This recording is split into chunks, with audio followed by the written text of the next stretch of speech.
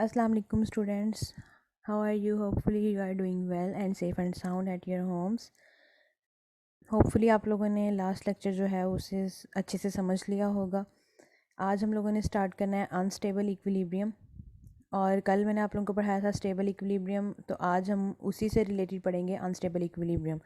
अब यहाँ पे आप लोगों को नज़र आ रहा है एक बॉडी, इसे हम पेंसिल बोलते हैं, ठीक है। अब ये पेंसिल जो है ये ऊपर से देखें तो ये थोड़ी वाइड है, नीचे से देखें तो बहुत ही थिन सी हो जाती है, पतला सा इसका सिक्का हो जाता है। अब ये दोनों जो हैं पॉइंट सेंटर ऑफ ग्रेविटी में हैं, खड़े हैं। ये खड़ी है तो भी इसे पकड़ना पड़ेगा, और दूसरी तरफ ये इसको हल्का सा टिल्ट दिया है तो भी इसे पकड़ना पड़ेगा।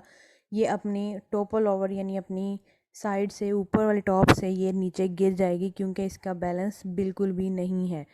तो हम इसके बारे में पढ़ते हैं। Take a pencil and try to keep it in a vertical position. आपने एक पेंसिल लेनी है, उसको वर्टिकल पोजीशन में खड़ा करने की कोशिश करनी है।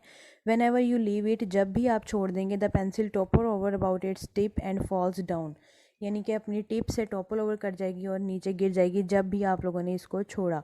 इसको बोल देंगे unstable equilibrium. In unstable equilibrium a body may be stay only for a moment, कुछ देर के लिए ही बॉडी अपनी स्टेबल हालत में रहेगी। Thus a body is unable to keep itself in stable equilibrium.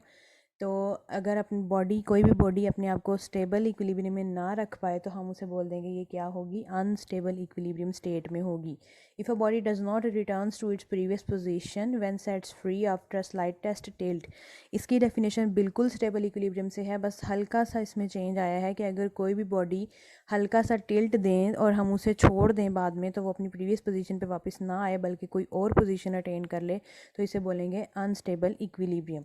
ये आप लोगों ने इसकी डेफिनेशन करनी है और पेंसिल वाली एग्जांपल कर लेनी है इसके साथ। The centre of gravity of the body as is at its highest position in the state of unstable equilibrium, और as a body topple over about its base या tip, its centre of gravity moves to lower position and does not return to its previous position. ये जो है ये इस बात की reason थी कि अनस्टेबल इक्विलिब्रियम कैसे होता है कि जब भी ग्रेविटी जो है वो किसी पॉइंट पे हाईएस्ट होगी, सेंटर ऑफ ग्रेविटी जहाँ पे बहुत हाई हो जाएगा, तो वो इसका अनस्टेबल इक्विलिब्रियम होगा और बॉडी अपनी टोपल से बेस से यानी कि हल्का सा टिल्ट देने से वो गिर जाएगी, क्योंकि उसका बैलेंस नहीं रहेगा। और इसी तरह से जब वो गिर जाएगी तो उसका जो है वो सेंटर ऑफ ग्रेविटी लोअर हो जाएगा। हम अगेन उसे खड़ा करके वर्टिकल पोजीशन में देख सकते हैं। अब यहाँ पे डू यू नो में क्या कह रहा है, vehicles are made heavy at the bottom. ये आप सबको पता है कि उसकी जो बेस लाइन है बॉटम में है, व्हीकल जो है हर व्हीकल वो बहुत हैवी होता है। This lowers their centre of gravity and helps to increase their stability. इसी वजह से इनकी जो है सेंटर ऑफ ग्रेविटी है वो लोअर हो जाती है और ये सड़क पे बिल्कुल आराम से स्मूथली चल सकते हैं। अगर वो हम उसका ऊपर वाला पार्ट हैवी कर देंगे तो आप खुद सोचें कि वो नीचे वाला जब पार्ट है ही नहीं, उसमें कोई बेस, उसमें है ही नहीं वज़न, तो वो ऑब्वियसली अपना सेंटर जो है, सेंटर ऑफ ग्रेविटी जो है उसका ज़्यादा हो जाएगा और वो कभी भी स्टेबल इक्विलिब्रियम में नहीं रह पाएगा। इसी वजह से गाड़ियों का जो नीचे वाला है बेस, उसे हैवी बनाया जाता है ताकि वो स्टेबल स्टेट में रह सकें, ठीक है। इसके साथ ही छोटा सा टॉपिक न्यूट्रल इक्विलिब्रियम का भी है। ये क्या कह रहा है कि take a ball and place it on a horizontal surface as shown in figure. हमने एक बॉल लेनी है, उसको हॉरिजॉन्टल सरफेस पे लिखने रखना है। Roll the ball over the surface and leave it after displacing from its previous position. पहले ये बॉल ऐसे पड़ी थी, हमने इसके ऊपर कोई निशानी लगा ली कि ये इस तरह, उन्होंने यहाँ पे स्माइली फेस बना दिया इस पर। उसके बाद हमने उसको रोल करना है, ठीक है, रोल कर देना है और वहाँ में हमने छोड़ देना है, ठीक हो गया। जैसे हम कोई भी बॉल या कोई भी मार्बल का पीस, भंटे जिसे बोलते हैं, वो हम खेलते हैं, तो वो ऐसे हमने कर देना। तो वो अपनी स्टेट जो है जब जहाँ पे छोड़ देगा तो वो न्यूट्रल हो जाएगा, यानी कि उसकी जो हमने ऊपर स्माइली फेस बनाया था वो स्माइली फेस थोड़ा टेढ़ा हो जाएगा जहाँ पे जाके वो रुकेगा। तो वो क्या कह रहा है कि it remains in its new position and does not return to its previous position.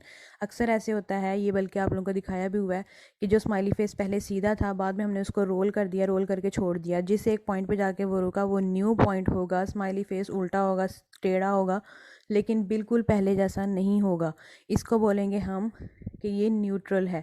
If the body, इसकी डेफिनेशन क्या है, if a body remains in its new position when disturbed from its previous position is said to be in state of neutral equilibrium. ठीक हो गया कि कोई body अगर हमने वो अपनी न्यू पोजीशन में रहेगी। जब हमने उसको हल्का सा डिस्टर्ब किया तो वो अपनी न्यू पोजीशन में चली जाएगी, पहले वाली प्रीवियस पोजीशन में वापस नहीं आएगी, तो हम उसे न्यूट्रल इक्विलिब्रियम बोलेंगे। In neutral equilibrium all new states in which body is moved are stable states remain its new state. In neutral equilibrium the centre of gravity of body remains at same height, ठीक है, same height रहेगी, that's why वो अपना change नहीं करेगा। There are various objects which have neutral equilibrium. Neutral equilibrium किस किस में हो सकता है? बॉल में, सफ़ियर में, रोलर, पेंसिल, लाइन, ठीक है, ये सारी इसकी एग्जांपल्स हैं। लेकिन आप लोगों ने ये न्यूट्रल इक्विलिब्रियम की डेफिनेशन करनी है और ये वाली इसकी एग्जांपल करनी है। ठीक है स्टूडेंट्स, आप लोगों का यहीं तक का लेक्चर था।